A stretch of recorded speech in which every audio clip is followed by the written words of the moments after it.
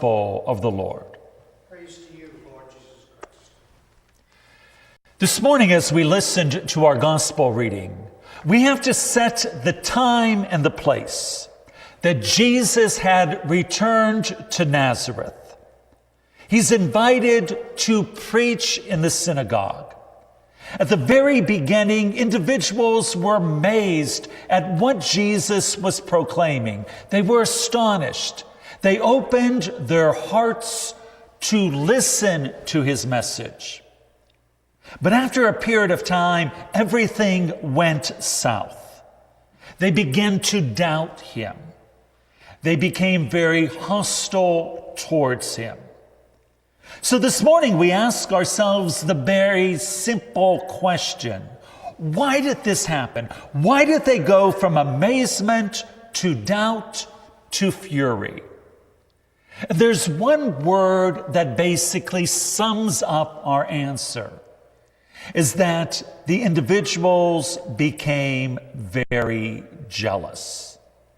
They wanted Jesus to do what Jesus did in the various other regions, the miracles that he performed. But they saw themselves as people being individuals of privilege. In our second paragraph this morning, there's the key phrase that identifies the relationship with Jesus and those individuals that know him. Isn't this the son of Joseph? There was a familiarity. There was a relationship there. And those individuals wanted themselves to be the first to accept all those miracles that Jesus was performing. And they couldn't understand why Jesus did those miracles for Gentiles, and they themselves, the Jews, were not allowed to receive these miracles extended through the hand of Jesus. They were not people of faith, but they were people, they thought, of privilege. And they failed to see that the kingdom of God is extended to all people, and it is determined through faith.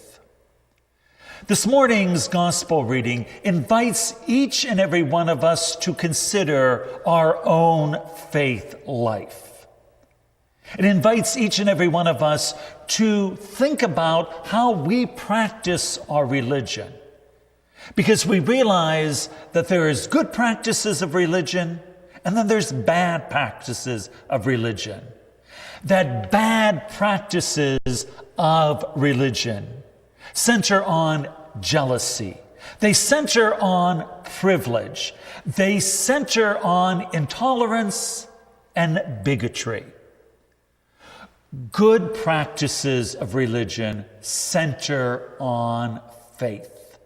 They center on the three characteristics that St. Paul articulated in today's second reading: faith, hope, and love.